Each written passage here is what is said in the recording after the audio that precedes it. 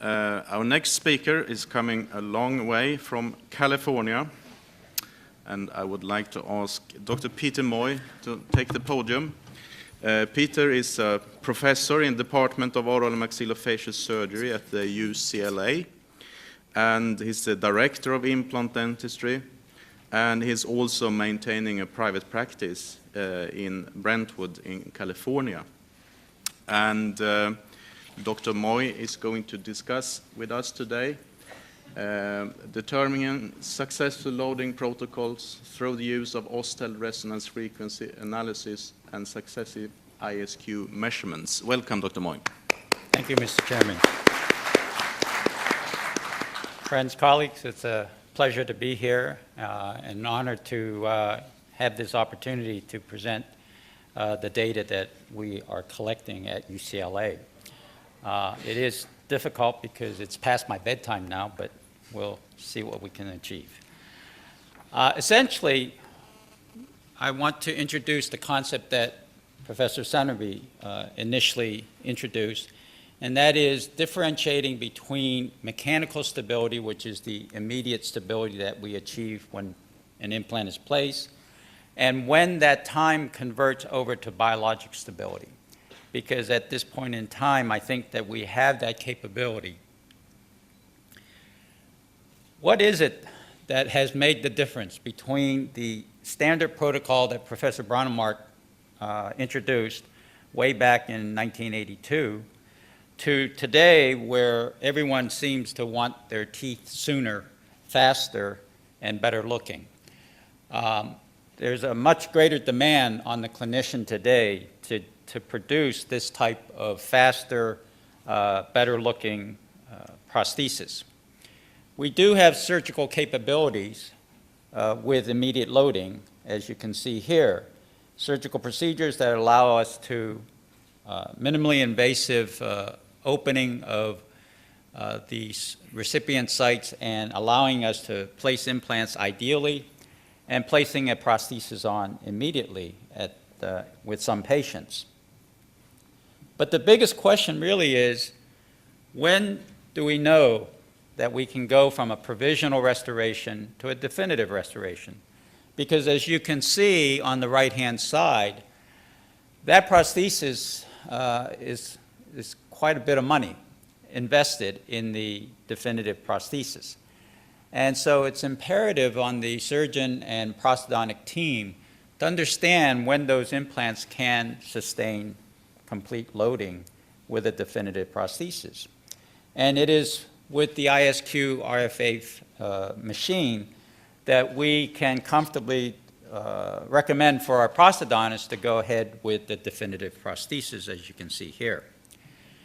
And this is what we are recommending, at least for our surgical fellows working with us at UCLA, and that is the use of successive ISQ measurements to track osseointegration, to be able to tell where we have jumped from the mechanical stability over to biologic stability.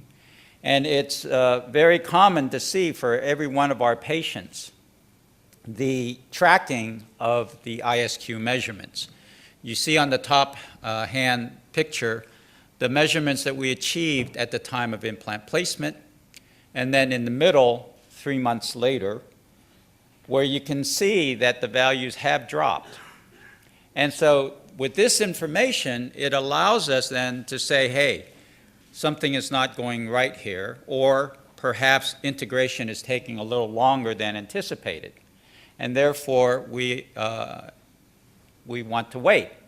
And as you can see, we waited 2 more weeks, and in fact, the measurements started to go back up again. And so these progressive measurements allows us to determine at what state of integration that implant is at. And again, it's very routine for us, especially with our grafted patients, when we extract teeth, place implants in immediately, to have these successive measurements. What we are also doing is looking at the first insertion value, that is where the implant stops at a certain torque value with the insertion. and then complete seating and comparing that ISQ measurement to the insertion stop value, as we call it. And then at second stage, you can, again, compare these numbers and feel pretty good that those implants are stable and, in fact, can sustain immediate loading or definitive loading. So it's a three-dimensional type treatment from start to finish, if you would. This is even more critical for a single tooth situation, as was already pointed out by our previous speakers. When you're tying in 3, 4, 5, 6, 8 implants, it's one thing, but when it's a single implant and has to sustain that functional forces, I question whether an immediate placed implant can sustain this torque value of the definitive abutment or the abutment screw that sustains the abutment that holds the provisional crown. So at what point can we torque up to 35 newtons on the abutment screw when the implant is just placed? And so we are looking at all these values for these various clinical situations, namely the completely edentulous, the partially dentated, and the single missing tooth. And we are developing protocols that we follow that will allow us to achieve acceptable results as well as stable implants, predictable prognosis. The key is understanding that when it comes to loading, it's the initial stability that that implant sustains, and we have to somehow be able to measure that. And I am happy to inform you that with the RFA, the ISQ values are the key to providing us with that clear understanding. This information was presented at the 2008 Academy of Osseointegration meeting held in Boston. And the key is the charts in the middle. We evaluated over 900 implants that were placed by one surgeon, that would be me, between the dates of 2002 to 2007. And what we were trying to find out is, does it matter between one staging versus two staging? Two staging is the standard protocol where we buried the implants for a certain period of time and then go through a second surgery, whereas one stage is placing a healing abutment or a definitive abutment onto that implant and load or not load. And as you can see, the difference as far as looking at the value of ISQ of 50 or greater, 50 or less, you can certainly see that with RFA values less than 50, there is a statistically significant higher failure rate. And so if I can answer your question early, I think that the cutoff value that I would feel confident with is 50.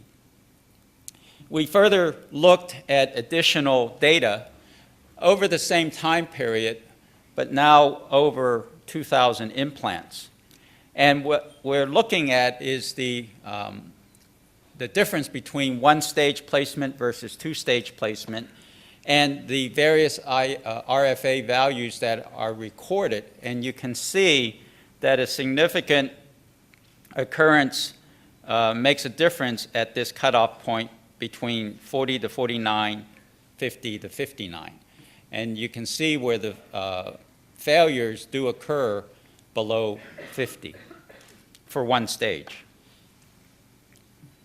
For two-stage placement, the values were all over the map. And that makes sense if you think about it. When you go back and say, hey, what happens when we do a two-stage approach? When the values are lower, it gives them a chance to integrate.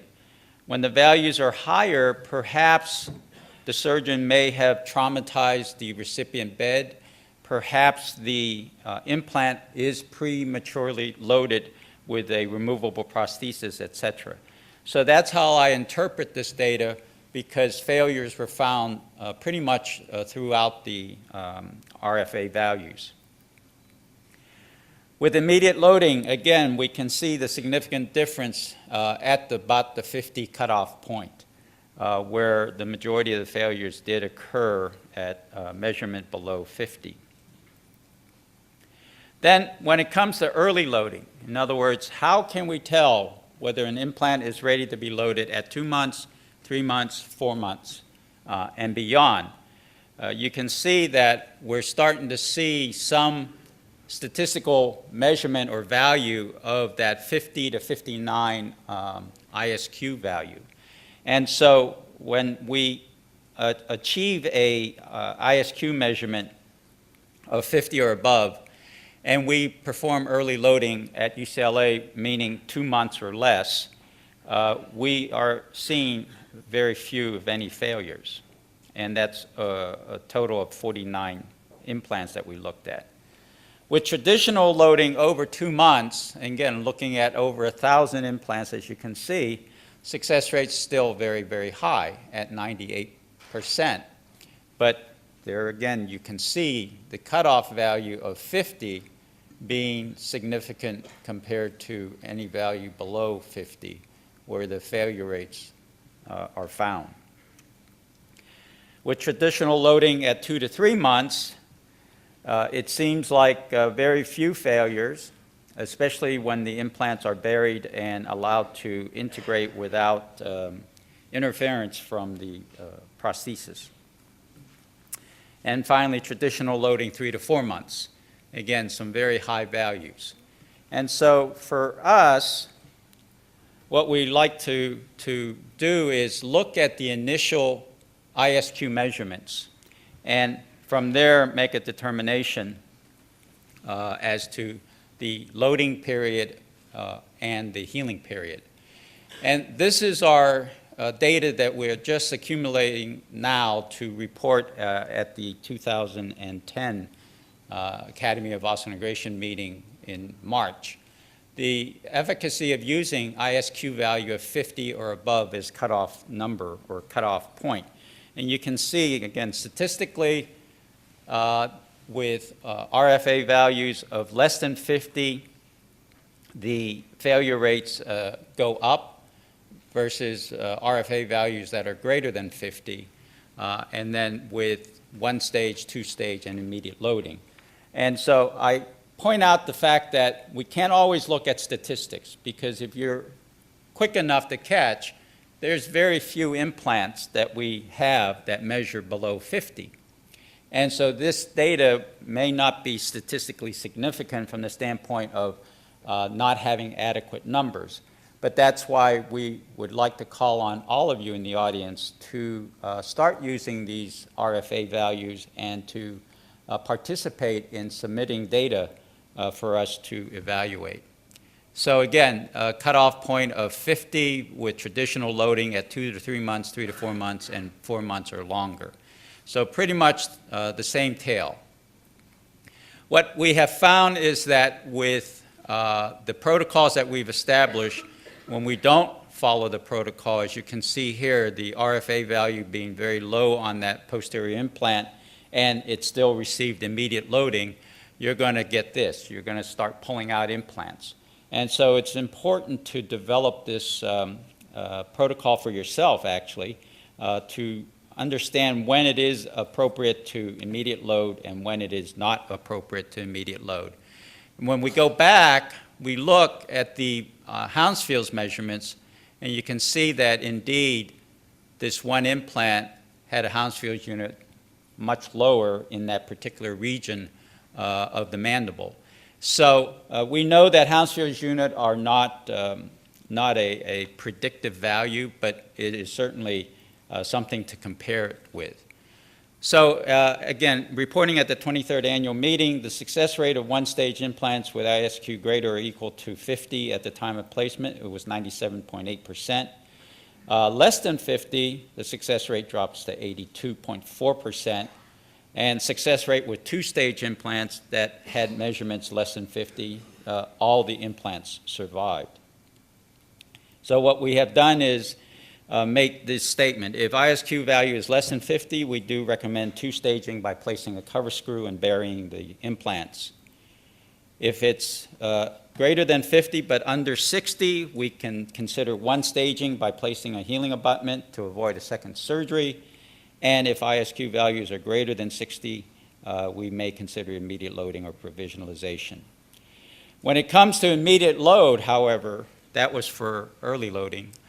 If it is a completely edentulous, it really does rely on ISQ measurements, and depending on whether you're connecting it or using it as an individual unit.